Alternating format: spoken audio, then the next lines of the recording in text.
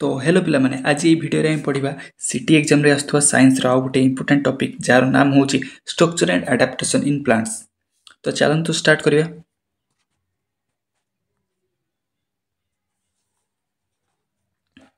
तो देखि परथबे एटा होची structure and adaptation in plant माने हमर एठी पढ़िया जे स्ट्रक्चर विषय रे ई प्लांट रो स्ट्रक्चर केमिति। तो दी प्रकार स्ट्रक्चर गोटे होची रूट सिस्टम अछि गोटे सोर्स सिस्टम देखि परथबे एठी देखि परथबे गोटे रूट सिस्टम गोटे ऊपर को जेटा होची सेटा होची शूट सिस्टम जेटा तळको अछि सेटा होची रूट सिस्टम। ओके देन गोटे गोटे पूरी पार्ट पढ़िया। गोटे होची रूट सिस्टम रे हमर आसीबो रूट पढ़िया शूट सिस्टम रे आसीबो तीनटा गोटे होची स्टेम आसीबो गोटे होची लीफ आसीबो गोटे होची फ्लावर आसीबो हला फ्लावर आसीबो चारटा जिंस होची चारटा सर पढ़िया। प्रथम हमर आसीबो रूट सिस्टम रे आसी रूट मूल जोटा को अछि सेटा विषय प्रथम पढ़िया। तो देखि परथो एटा दुई प्रकार रूट थाए साधारणतः गोटे होची फाइब्रस रूट आ गोटे होची टेप रूट। टेप रूट कहले हमर जोटा को जे प्रधान मूल हैला आ होची फाइब्रस रूट कहले जोटा होची गुच्छ मूल बुझ परलो। तो केमति जानिबो जे क्वेश्चन पकेति परिबो को प्रकार अछि माने को एग्जांपल हे परबो। तो जते सब जानछो मोनोकोट डाइकोट का कहले जानछो जाननो मोनोकोट होची जहार पत्र उडी पूरा समांतरल भाबे तार सिरो पत्र जो सिरो थे पूरा समान हवा थाए।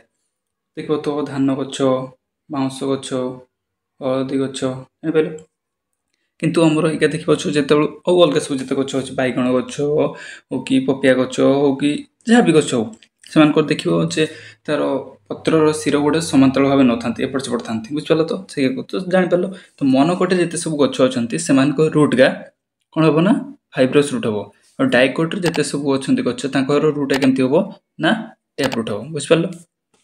देन हमर जिवा मूल।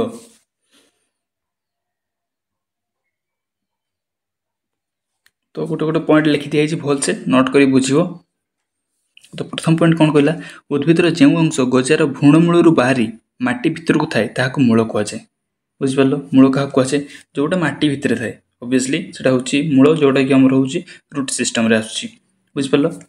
एहा आलोकर विपरीत दिगरे गति करथाय ऑब्वियसली माटी तळ आडे जाउछ माने आलोकर विपरीत दिगरे गति करछि। तापरे कहले कि मूलर अग्रभाग रे टपी भळी अंश को मूल त्राण को जाय एटा क्वेश्चन पछरियो मूल त्राण का को जाय बुझ परलो।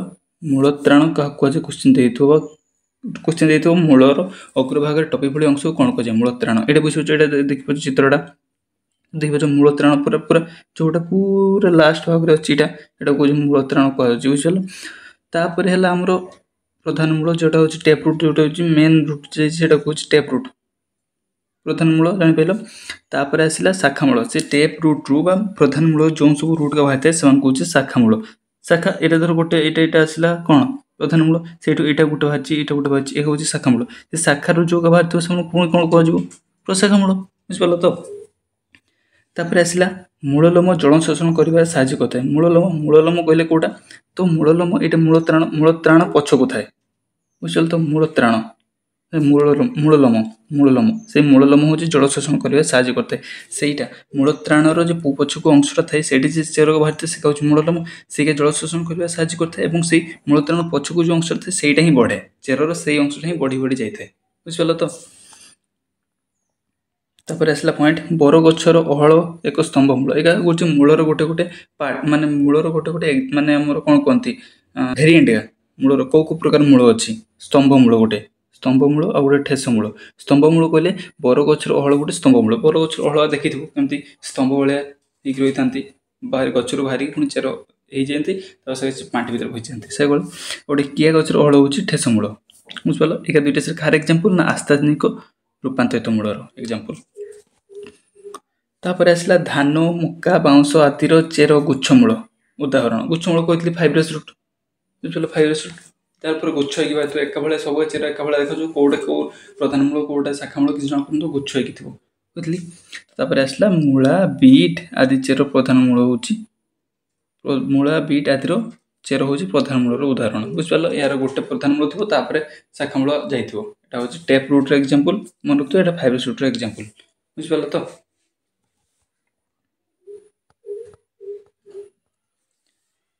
तापर आसिला ମୂଳା ମୂଳା ଗାଜର ଆଦିର ପ୍ରଧାନ ମୂଳ ରୂପାନ୍ତରିତ ହୋଇ ଭଣ୍ଡାର ମୂଳ ହୋଇଥାଏ। ଏଇଟା ବି ଗୋଟେ ପ୍ରକାର ମୂଳ, ଭଣ୍ଡାର ମୂଳ, ଯୋଉକି ଭଣ୍ଡାର ମୂଳ ଆମର ମୂଳା ଗାଜର ଏଗୁଡ଼ା ଗୋଟେ ଗୋଟେ ଚେରଗା ମୂଳ, ବୁଝିପାରିଲ ତ? ଫଳ ନୁହଁ, ଫଳ କହିବେନି କି ପରିବା କହିବେନି, ଏ ଗୋଟେ ଗୋଟେ ମୂଳଗା। ଏଇଟା ମୂଳ କହିଲେ ଚେର, ସେ ଚେରଟା ଅର୍ଥ ସେଟା ଆମେ ଖାଇବାରେ ୟୁଜ୍ କରୁଛେ। ମୂଳାଟା ଗୋଟେ ଚେର ଯୋଉଟା ଖାଇବାରେ ୟୁଜ୍ କରୁଛେ। ତ ସେରଟା କିପରି ଆକାର ହୋଇଥାଏ? ସେ ଭଣ୍ଡାର ମୂଳ ଆକାର ହୋଇଥାଏ, ସେ ଖାଦ୍ୟ ସଞ୍ଚୟ କରି ହୋଇଥାଏ, ବୁଝିପାରିଲ? ଏଇଠି ଗୋଟେ କହିଛି ହଳଦୀ। ହଳଦୀଟା ଗୋଟେ କ'ଣ ମୂଳ, ମନେ ରଖିଥିବ। ହଳଦୀ ଅଦା କ୍ୱେଶ୍ଚନରେ ଏପଟ ସେପଟ ହେଇଯିବ। ହଳଦୀ ଗୋଟେ ହେଉଛି ମୂଳ, ତାର ଏଇଟା ସାଇଣ୍ଟିଫିକ୍ ନାମଟା ହେଉଛି କୁର୍କୁମା ଲଙ୍ଗା। କୁର୍କୁମା ଲଙ୍ଗା ସବୁ ମନେ ରଖିଥିବ। କ୍ୱେଶ୍ଚନ୍ ପଚାରି ଦେଉଛି ସାଇନ୍ସ ମାନେ କ'ଣ ଇଂଲିଶ ନାମ ପଚାରିବା ତ ଦୂର କଥା, ସେ ସାଇଣ୍ଟିଫିକ୍ ନେମ୍ ପଚାରି ଦେଉଛି। ଏଇଟା କାହାର ଏକ୍ଜାମ୍ପଲ୍ କହିକି ଜାଣିଥିବା ଦରକାର ନା। ଦେନ୍ ଆମର ଆସିଲା ଆଖୁ ମକା ଆଦି ବାୟବୀୟ ମୂଳର ଉଦାହରଣ। କାର୍ଯ୍ୟ, ଏବେ କାର୍ଯ୍ୟ ଆସିଲା।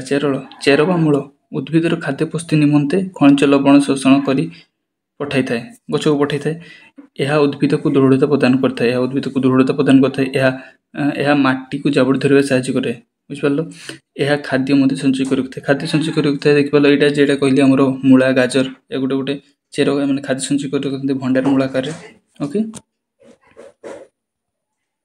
ଦେନ୍ ଆମର ଆସିଲା କାଣ୍ଡ। କାଣ୍ଡଟା ହେଉଛି ସୁଟ୍ ସିଷ୍ଟମରେ ଆସିବ। ଏଇଟା ମାଟି ଉପରକୁ ଚାଲି ଆସିଲା, ସୁଟ୍ ସିଷ୍ଟମରେ ଆସିବ। ତ ପ୍ରଥମ ପଏଣ୍ଟ କହିଲା ଉଦ୍ଭିଦର ଯେଉଁ ଅଂଶ ତାର ଗଜାର ଭ୍ରୂଣ କାଣ୍ଡରୁ ବାହାରି ମାଟି ଉପରକୁ ଥାଏ ତାହାକୁ କାଣ୍ଡ କୁହାଯାଏ। ଓବିୟସଲି ଏଇଟା ଧର ମାଟି ହେଲା, ଏଇଟା ତଳକୁ ଚେର ରହିଲା, ଉପରକୁ ଯୋଉଗୁଡ଼ା ଥାଏ ଏଇଟା ହେଉଛି କାଣ୍ଡ। ତାପରେ ପଏଣ୍ଟରେ କ'ଣ କହିଲା? ତାପରେ ପଏଣ୍ଟରେ କହିଲା କି କାଣ୍ଡର ଯେଉଁ ଅଂଶରୁ ପତ୍ର ବାହାରିଥାଏ ତାକୁ ଗଣ୍ଠି କୁହାଯାଏ। ଗଣ୍ଠି, ବୁଝିପାରିଲ ତ? ଗଣ୍ଠି କାହାକୁ କୁହାଯାଏ? ତ ଏଠି ଚିତ୍ରଟା ଦେଖ। ଏଇଠୁ ଯୋଉଠି ଆମର ପତ୍ର ବାହାରେ ଏଇ ଜାଗାଟା, ତ ଏଟାକୁ ଗଣ୍ଠି କୁହାଗଲା। ତାପରେ ପଏଣ୍ଟରେ କହିଲା ଦୁଇଟି ଗଣ୍ଠିର ମଧ୍ୟବର୍ତ୍ତୀ ସ୍ଥାନକୁ ପବ କୁହାଯାଏ। ଦୁଇଟି ଗଣ୍ଠିର ମଧ୍ୟବର୍ତ୍ତୀ ସ୍ଥାନକୁ ପବ, ଏଇଟା ଗୋଟେ ଗଣ୍ଠି, ଏଇଟା ଗୋଟେ ଗଣ୍ଠି, ତ ଏଇ ମଧ୍ୟବର୍ତ୍ତୀ ସ୍ଥାନଟା ଏଇଟା, ତ ଏହାକୁ କୁହାଗଲା ପବ। ତାପରେ ଆସିଲା କାଣ୍ଡ ଓ ପତ୍ର ମଧ୍ୟରେ ଥିବା ସ୍ଥାନକୁ କକ୍ଷ କୁହାଯାଏ।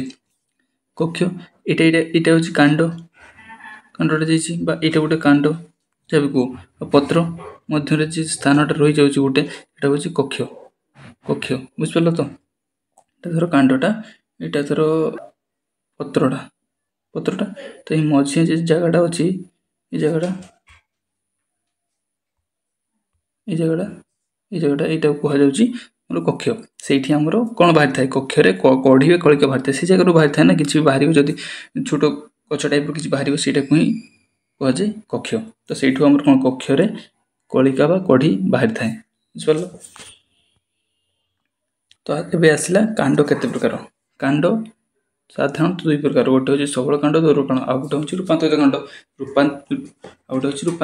ରୂପାନ୍ତରିତ ସବୁରେ ତ ସବୁର ଚେର ହଉ କି ମୂଳ ହଉ କି ସବୁ ଜିନିଷର ହେଉଛି ରୂପାନ୍ତରିତ ଗୋଟେ କିଛି ଥାଏ, ଏକ୍ସଟ୍ରା ଥାଏ। ତ ସାଧାରଣତଃ କିନ୍ତୁ କାଣ୍ଡ ଦୁଇ ପ୍ରକାର, ସବଳ କାଣ୍ଡ, ଦୁର୍ବଳ କାଣ୍ଡ। ଦେଖିବ ଯେ ସବଳ କାଣ୍ଡ ଜାଗା ପୁରା ଷ୍ଟ୍ରଙ୍ଗ ହେଇକି ଥିବ, ଦୁର୍ବଳ କାଣ୍ଡ ଜାଗା ଲତା ଟାଇପ୍ର ଜାଗା ଥିବ, ଲତା ଜାତୀୟ ଉଦ୍ଭିଦକୁ ଦୁର୍ବଳ କାଣ୍ଡ, ବୁଝିପାରିଲ ତ? ତାର ଏକ୍ଜାମ୍ପଲ୍ ବି ଦେଖ, ଆମ୍ବ ପଣସ ଆଦି ସବଳ କାଣ୍ଡର ଉଦାହରଣ। ତାପରେ ଆସିଲା ବୋଇତାଳୁ ଲାଉ ଜହ୍ନି ଆଦି ଦୁର୍ବଳ କାଣ୍ଡର ଉଦାହରଣ। ଦେଖିଛ କେବେ ଏକ୍ଜାମ୍ପଲ୍, ମାନେ ଆଖିରେ ଦେଖିଛ ଏଇ ଜିନିଷକୁ ଭିଜୁଆଲ କରିପାରୁଛ। ତାପରେ ଆସିଲା ଅଦା ଆଳୁ ପିଆଜ ଅଲୁ ଇତ୍ୟାଦି ରୂପାନ୍ତରଣ କାଣ୍ଡ କହିଲେ ଅଦା ଆଳୁ ପିଆଜ ଅଲୁ, ଏଇଟା ଆମେ ଜାଣିଛେ ଖାଇବା ହିସାବରେ ୟୁଜ୍ କରୁଛେ, କିନ୍ତୁ ଜାଣିନେ ଯେ କ'ଣ ଫଳ ପରିବା ଆମେ ଭାବୁଛେ କିଛି, ନାଇଁ ହେଉଛି କାଣ୍ଡ, ବୁଝିପାରିଲ ତ? ତାପରେ ଆସିଲା ସପ୍ତଫେଣୀ ନାଗଫେଣୀ ମଧ୍ୟ ରୂପାନ୍ତରଣ କାଣ୍ଡ। ନାଗଫେଣୀ ସପ୍ତଫେଣୀ, ଏଗୁଡ଼ି କାଣ୍ଡ। ତ ତାହାର ସେ ଯେ କାଣ୍ଡଟା ତା ଭିତରେ ସେ କ'ଣ ସଞ୍ଚୟ କରି, ପାଣି ସଞ୍ଚୟ କରି ରଖିଥାଏ ନା, ବାସ୍ ସେଇଥିପାଇଁ ସେ ସଞ୍ଚୟ କରି ରଖିଥାଏ। ଏବେ ଭଣ୍ଡାର କାଣ୍ଡ ଭଳିଆ ୟୁଜ୍ ହୁଏ, କିନ୍ତୁ ଏଇଟା କାହା ଆଣ୍ଡାରେ ଯିବ ନା, ରୂପାନ୍ତରଣ କାଣ୍ଡ ଆଣ୍ଡାରେ ଯିବ, ହେଲା, ଅନ୍ତର୍ଗତ ଯିବ। ତ ଆଉ ଗୋଟେ ପଏଣ୍ଟ କହିଦେଉଛି ଯେ ନାଗଫେଣୀ ସପ୍ତଫେଣୀ ଯେ କଣ୍ଟାକା ଥାଏ ନା, ସେ କଣ୍ଟାକା କ'ଣ କାହାର, ସେ କେଉଁ ଜିନିଷଟା ରୂପାନ୍ତରିତ ହେଇକି କଣ୍ଟାରେ ପରିବର୍ତ୍ତନ ହେଇଛି, କ୍ୱେଶ୍ଚନ୍ ପକେଇ ଦେଇପାରେ। ପତ୍ର, କଣ୍ଟାକା ହେଉଛି ପତ୍ରର ରୂପାନ୍ତରଣ ହେଇକି ମାନେ କଣ୍ଟା ହେଇଛି, ବୁଝିପାରିଲ? ପତ୍ର ହେଇପାରେନି ନା, ତ ଏଇକା ସବୁ ଇଏରେ ଥାଏ, କେଉଁଠି କୁହନ୍ତୁ ଆମର ମରୁଭୂମିରେ, ତ ସେଠି ପତ୍ର ସୂର୍ଯ୍ୟାଲୋକ ମିଳୁଛି, ସେଠି ପାଣି ଏତେ ନାହିଁ, ତ କେମିତି ରୋଷେଇ ହେବ? ତ ସେ ପତ୍ର ବାହାରେନି, କେବଳ କଣ୍ଟା ହିଁ ବାହାରିଥାଏ, ବୁଝିପାରିଲ? ଦେନ୍ ତାପରେ ପଏଣ୍ଟ କହିଲା କଖାରୁ କଖାରୁ, କଲରା, ଜହ୍ନି ଆଦିର ଆକର୍ଷି ଏକ ରୂପାନ୍ତରଣ ଶାଖା କାଣ୍ଡ। ଏହା ଗଛ ଉପରକୁ ମାଡ଼ିବାରେ ସାହାଯ୍ୟ କରେ। ଏଇଟା ଦେଖିପାରୁଥିବ, ଏଇଟା ଗୋଟେ ଦୁର୍ବଳ କାଣ୍ଡର ବୁଝାଉଛନ୍ତି। ଏଇଟା ଧର ବୋଇତାଳୁଟା ଏଇ କିଛି ବାହାରିଛି ଗୋଟେ ପତଳା ଏଇ ଦ୍ୱାରା ସେ ଆଗ ଆଡ଼େ ଗୋଟେ ପତଳା ଥାଏ ନା, ପତଳା ଗୋଟେ କାଠି ଭଳିଆ ହେଇଥାଏ, ଘୁରି ଯେଟା ଆଗକୁ ବଢ଼ିବା ସାହାଯ୍ୟ କରେ। ଧର କିଛି ଗଛ ଲଗା ହେଇଛି, ତାର ଗୋଟେ କାଠି ଯଦି ଗେଞ୍ଜିବ ସେ ତାର ଗୋଳେଇ ହେଇ ଚାଲିଯିବ। ସେଇଟା ସେ ଗୋଳେଇ ହେଇକି ଆଗରେ ଥାଏ, ସେଇଟା କୁହାଯାଏ ଆକର୍ଷି। ଏଟା ବି ଗୋଟେ କାଣ୍ଡର ପାର୍ଟଟା, ତ ତାକୁ ଶାଖା କାଣ୍ଡ କହୁଛି। କାଣ୍ଡର ପାର୍ଟ ଯେହେତୁ କାଣ୍ଡରୁ ବାହାରୁଛି ତ ଶାଖା କାଣ୍ଡ କୁହାଯିବ। ସେ ଗୋଟେ ଶାଖା କାଣ୍ଡ। ଏହା କ'ଣ କରିବା ସାହାଯ୍ୟ କରେ? ଏହା ଗଛ ଉପରକୁ ମାଡ଼ିବା ସାହାଯ୍ୟ କରେ। ସେ ତ ବଡ଼ ହବ ନା, ତ ସିଏ ତ ସିଧା ଠିଆ ହେଇପାରିବନି, ଯେହେତୁ ଦୁର୍ବଳ କାଣ୍ଡ, କାହା ସାହାରା ଦରକାର। ତ ସେ ଆକର୍ଷି ସାହାଯ୍ୟରେ ସେ ଉପରକୁ ବଢ଼ିଥାଏ। ଆଉ ଏଇଟା ତ ସବଳ କାଣ୍ଡ ଦେଖିପାରୁଛ, ଏଇଟା ସବଳ କାଣ୍ଡ ଷ୍ଟ୍ରଙ୍ଗ ଅଛି।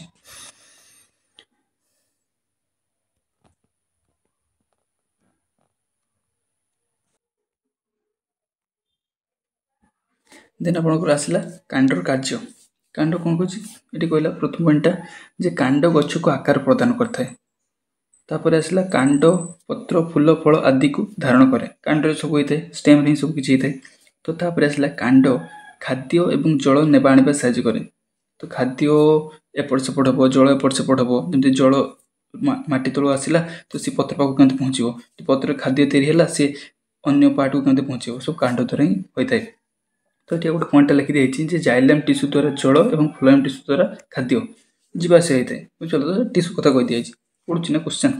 ତ ତାପରେ ଆସିଲା ଏହା ଖାଦ୍ୟ ଏବଂ ଜଳ ସଞ୍ଚୟ କରି ରଖିଥାଏ। କାଣ୍ଡରେ ଖାଦ୍ୟ ଏବଂ ଜଳ ସଞ୍ଚୟ କରିଥାଏ। ଯେମିତି ଖାଦ୍ୟ କହିବାକୁ ଗଲେ କ'ଣ, ଅଦା କହିଦେଲି, ଆଳୁ କହିଦେଲି, ବୁଝିପାରିଲ।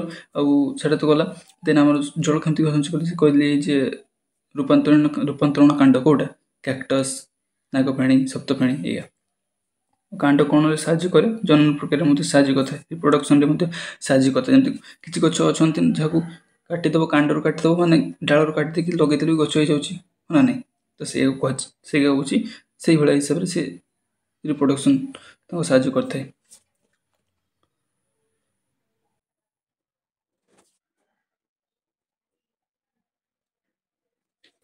ଦେନ୍ ଆସିଲା ଆମର ପତ୍ର। ପତ୍ର କ'ଣ କହିଲା ନା, ପତ୍ରରେ ଥିବା ଅସାରିଆ ଅଂଶକୁ ଫଳକ କୁହାଯାଏ। ତ ବୁଝ ଫଳକ କେଉଁଟା କୁହାଯାଏ? ଫଳକ ହେଉଛି ଆମର ଏଇଟା ଯେ ଧାରକା ଦନ୍ତୁରିତ ହେଇକି ନାହିଁ ନା ପତ୍ରର, ସେଇଟା ହେଉଛି ତା ଫଳକଟା। ପୁରା ଅସାରିଆଟା ଏପଟ ହେଇକି ସେପଟ ହେଇକି ଏଇଟା ହେଉଛି ଫଳକ। ବୁଝିପାରିଲ? ତ ଫଳକ କୁହାଯାଏ, ପତ୍ରର ଅସାରିଆ ଅଂଶକୁ ଫଳକ କୁହାଯାଏ। ତାପରେ ଆସିଲା ଫଳକ ବୃନ୍ତ ଦ୍ୱାରା ଉଦ୍ଭିଦ ସହ ଲାଗି ରହିଥାଏ। ଫଳକ ବୃନ୍ତ ଦ୍ୱାରା ଉଦ୍ଭିଦ ସହ ଲାଗି ରହିଥାଏ। ଏଇଟା ଗୋଟେ ଗଛଟା, ଏଇଟା ଗୋଟେ ଧର ଡାଳଟା, ସେଇ ଡାଳରୁ ଗୋଟେ ପତ୍ରଟା ବାହାରିଛି। ପତ୍ର ଅଛି, ପତ୍ରଟା ଡାଳ ସହିତ ସେ ସଂଯୁକ୍ତ ହୋଇ ରହିଛି। ସେ ପାର୍ଟଟା କାହା ଦ୍ୱାରା ସଂଯୁକ୍ତ ହୋଇ ରହିଛି? ସେଇ ଜିନିଷଟାର ନାଁ ହେଉଛି କ'ଣ? ବୃନ୍ତ। ଏଇଟା ସେଇଟା ବୃନ୍ତଟା, ଏଇଟା ଦେଖିପାରୁଛ। ଏଇଟା ତାପରେ ପଏଣ୍ଟରେ କହିଲା ସବୃନ୍ତକ ଅବୃନ୍ତକ। ସବୃନ୍ତକ କହିଲେ ଯାହାର ବୃନ୍ତକ ଅଛି, ଆଉ ଅବୃନ୍ତକ କହିଲେ ଯାହାର ବୃନ୍ତ ନାହିଁ। ସିଧା କଥା। ତାର ଏକ୍ଜାମ୍ପଲ୍ ମନେ ରଖିଥାଉ, ଆମ୍ବ, ପଣସ ପ୍ରାୟ ଗଛର ଥାଏ, ବୃନ୍ତ ଥାଏ ତ ସବୃନ୍ତକ। ତ ଅବୃନ୍ତକ ଏକ୍ଜାମ୍ପଲ୍ଟା ବହୁତ କମ୍ ଅଛି, ତ ସେଇଟା ମନେ ରଖ, ଏକ୍ଜାମ୍ପଲ୍ରେ ଆସିପାରେ ରଙ୍ଗଣୀ। ବୁଝିପାରିଲ? ତ ଏଇଟା ତ ଆମେ ଦେଖିପାରୁଛୁ, ଏଇଟା ପତ୍ରଟା ଯେଟା ଯାଇଛି ମେନ୍ ଶିରା ଯାଇଛି, ତାପରେ ଏଇଠୁ ପୁଣି ଶିରା ବାହାରିଥାଏ ହେଲା। ତ ଏଇଟା ହେଉଛି ମଧ୍ୟ ଶିରା, ଯେଟା ମେନ୍ ଶିରା ମଧ୍ୟ ଶିରା, ତାପରେ ଏଇଟା ଶାଖା ଶିରା ଅଛି, ଶାଖାରୁ ପୁଣି ପ୍ରଶାଖା ଶିରା ବାହାରିଥିବ। ବୁଝିପାରିଲ ତ?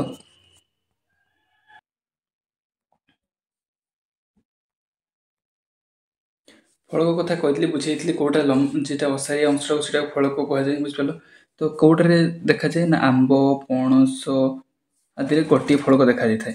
କିନ୍ତୁ ନିମ୍ବ, ଶିମ୍ବ, ସଜନାରେ ଫଳକ ଗୁଡ଼ିକ ଛୋଟ ଛୋଟ ଅଂଶରେ ବିଭକ୍ତ ହୋଇଥାନ୍ତି, ତାହାକୁ ପତ୍ରକ କୁହାଯାଏ। କ'ଣ କହିଲା, ଏ ଯେ ଆମର ପତ୍ରଟା, ଏଇଟା ପତ୍ରଟା ଅଛି, ଏଇ ଅସାରିଆ ଅଂଶଟାକୁ ଆମର କ'ଣ କହୁଛେ? ଅସାରିଆ ଅଂଶରେ ଫଳକ କୁହାଯାଏ। କିନ୍ତୁ କିଛି ଗଛରେ ଏଇଟା ଦେଖ, ଏଇଟା ଗୋଟେ ପତ୍ରଟା, ୟା ପତ୍ର କିନ୍ତୁ ଏମିତି ଅଛି, ଏମିତି ହେଉଛି, ଏହାକୁ ପତ୍ରକ କୁହାଯାଉଛି। କାରଣ ଏହାର ଯେ ଫଳକ ନାହିଁ, ଏହା ଫଳକ ବିଭିନ୍ନ ଛୋଟ ଛୋଟ ପତ୍ରରେ ଡିଭାଇଡ୍ ହେଇଯାଇଛି। ତ ତେଣୁ ଏହାକୁ ଯେ ଛୋଟ ଛୋଟ ଡିଭାଇଡ୍ ହେଇଯାଇଛି ଜିନିଷଟାକୁ, ସେ କ'ଣ ପତ୍ରକ କୁହାଯାଉଛି। ବୁଝିପାରିଲ ତ?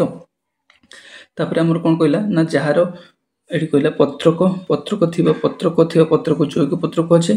ପତ୍ରକ ଥିବା, ଏଇଟା ପତ୍ରକ ଅଛି, यार फलक नहीं जेहेतु पत्रक अच्छी तो या कौन यौगिक पत्र और जार पत्रक नहीं खाली खाली फलक अच्छी गोटे ही पत्र अच्छी तो आम कौचे मौलिक पत्र जमी आंब पणस अमृतभंडा पत्र को मौलिक पत्र कहे तो साधारणतः तुम जो गच देखिए छोट छोट पत्र हो बहुत कहीं कम जो तार कौन अच्छी पत्रक अच्छी सी यौगिक बेसी अच्छी यौगिक तो जहाँ छोट छोट पत्र और जार सिंगल पत्र थी बड़ पत्र थी दंतुलित हो देखिए सी हूँ यौगिक पत्र सॉरी मौलिक पत्र जमती आंब पणस गच देखिच बस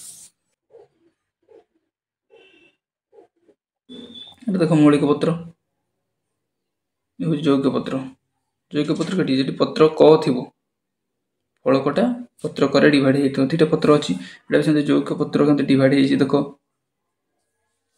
तापर आसले ये देख ये गोटे विभिन्न प्रकार ये भाग हो ये भी यौगिक पत्र पत्रक ये छोट छोट ये पत्र को कहे बुझिपारा तो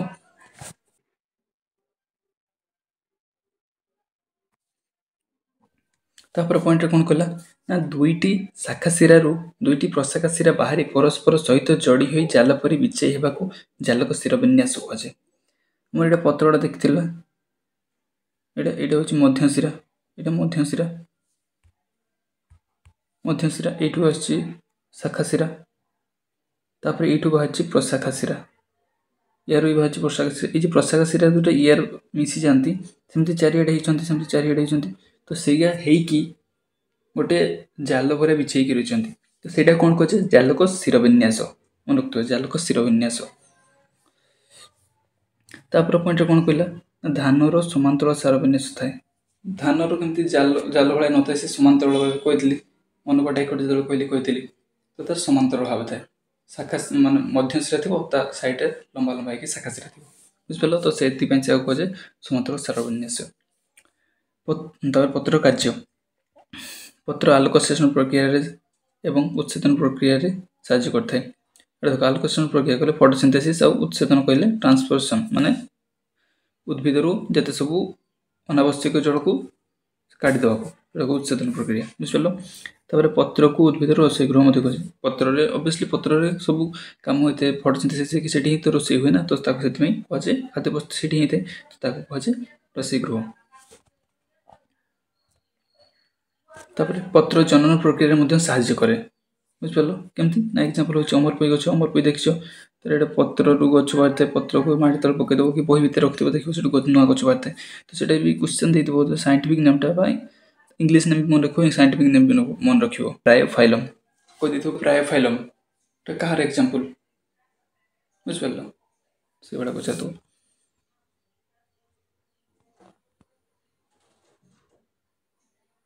तो आसला भी आमर फ्लावर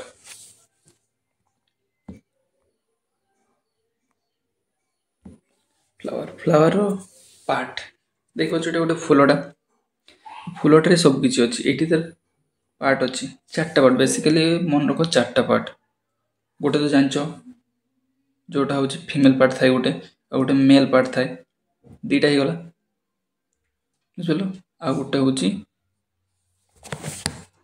आ गोटे हूँ ये पार्टा ये पार्टा ये पार्टा आ गोटे हूँ ये पार्टा चार्टा पार्ट गोटे गला यहाँ मेल पार्ट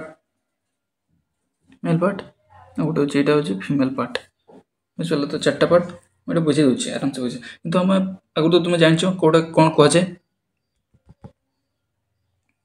ये जो फीमेल पार्टा यहाँ हूँ टोटाल कहे पिस्टल टोटाल पिस्टल कहुए तो ऊपर जो ऊपर भाग से हूँ स्टिग्मा कहुए दंडटा कौन स्टाइल कहुए और जो माने सब आमर कौन हुए जो आमर जनन प्रक्रिया होता है रिप्रोडक्शन होता है गोटे भ्रूण बड़ होता है से जगह कहे ओभारी तीन टाक मिसी कहुए पिस्टल यहाँ हूँ आमर फीमेल रिप्रोडक्टिव पार्ट बुझिपार मेल रिप्रोडक्टिव पार्ट कौन कौन आसला ना स्टेमेन स्टेमेन कहले ये दुटा अंश को नहीं यहाँ हूँ पूराटा बुझिपार तो ये आसला गोटे हूँ प्रथम हूँ एंथर यहाँ एंथर तापर आसला दंडटा हूँ फिलामेंट तो से दुटा को मिसी स्टेमेन से दुटा को मिसिक स्टामेन तो यहाँ हूँ मेल रिप्रोडक्टिव पार्ट बुझिपार तापर आसला जो फूलर पाखुटा कहे पेटाल कहुए तापर ओभारी भितर ओभ्यूल थाए यहाँ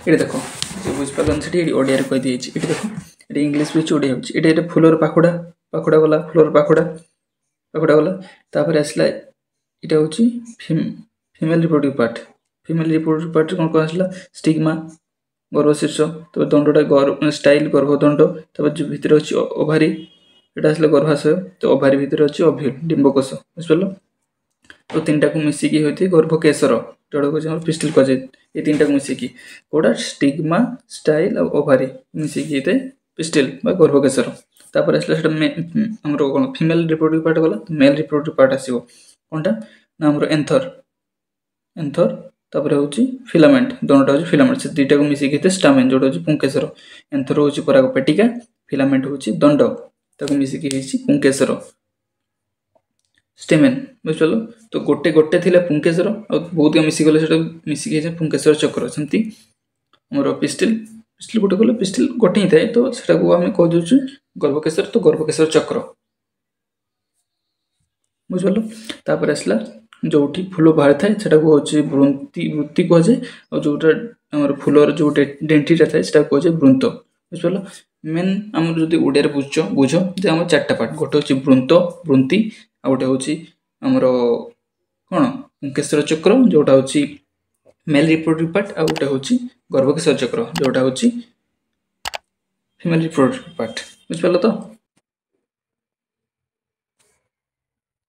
ऐसे फ्लावर विषय जाना बेसिकली से चित्र से कृष्णचूड़ा फूल बा मंत्र फूलर एग्जांपल ही देता है बेसी तो कृष्णचूड़ा फूल हूँ फूलर गोटे वृंत वृंत गोटे ही वृंत वृत्ति पाखुड़ा पुंकेसर चक्र गर्भकेशर चक्र ये जिनस तापर आसला गर्भचक्र गर्भकेशर को नहीं गठित होता है कहली गर्भकेशर को नहीं गठित होता है गर्भचक्रटा गर्भकेशर कहले कौनटा गर्भकेशर कहले गर्भकेशर कहले कौन गर्भकेशर कहले पिस्टल बुझिपाल तो पिस्टल आउ पुंकेसर कहले स्टेमेन बुझिपाल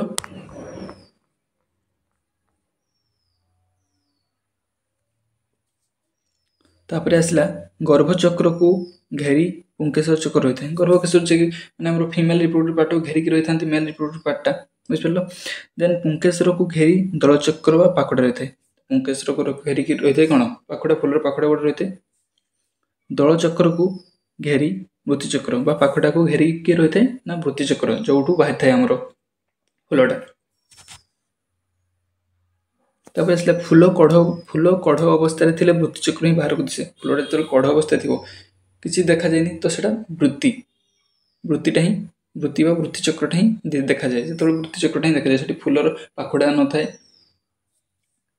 कढ़ बड़ है दलचक्र दिसे कढ़टा जो बड़ हम जो दलचक्र कढ़टा जो बड़ ही न छोट ही थो जो पाखुड़ा गुड़क पूरा भितर थाए तो देखा जाए तो जो बड़ हो पाखुड़ा देखा जाए से पाखुड़ा ही दलचक्र हम कहे तो प्रथम चक्र किए है प्रथम चक्र किए प्रथम चक्र हूँ वृत्ति प्रथम जो कड़ थी से देखा तो द्वितीय चक्र है दलचक्र पुंकेसर चक्र हूँ तृतीय चक्र गर्भकेशर चक्र हूँ चतुर्थ चक्र और डिंबकोश गर्भाशय भितर डिंबकोश थाए सीटा बीज परिणत हुए फल तो हम फल भितर गोटे मंजी थाए ना सी मंजी परिणत हुए किए ओव्यूलटा डिंबकोश डिंबकोश फल मध्य बीज परिणत हुए बीज वंश विस्तार में साहाय्य करते हैं नव गछ हवा साहाय्य करते तापर कौन कहला ना या कार्य यहाँ उद्भिद सॉरी यहाँ उद्भिदर जनन अंग कहुए यहाँ उद्भिद जनन अंग क्या फूल को उद्भिदर जनन अंग कहुए फूलर फल होता है फूलर फल होता है जान फल मध्य मंजी थाए कहते फल मध्य मंजी जोटा कि आमर जीवकोश ना सॉरी जोटा कि आमर डिंबकोश इंग्लिश कहले ओव्यूल बुझिपाल तो नेक्स्ट पार्ट यहाँ हूँ प्रथम पार्ट ये खाली आम स्ट्रक्चर विषय कहीचे या आडाप्टेशन विषय किसी कहनी नेक्स्ट पार्ट रे आडाप्टेशन विषय कह तो आज वीडियो बस एतिकी जदि भल लगे like and share thank you.